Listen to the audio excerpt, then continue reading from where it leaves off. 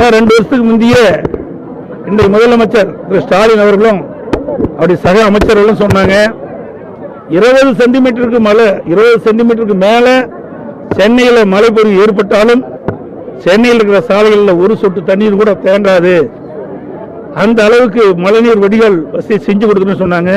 இப்போ 2 வருஷம் ஓடி போச்சு, இன்னும் சென்னை மாநகரத்தில் மழைநீர் வடிகால் பணி முழுமையாக நிறைவேற்றப்படவில்லை. எப்பொழுதெல்லாம் கனமழை பொழிகின்றதோ அப்பொழுதெல்லாம் சென்னை மாநகரத்தில் இருக்கின்ற சாலைகளில் தண்ணீர் தேங்கி மக்கள் பாதிக்கப்படுகின்றார்கள்.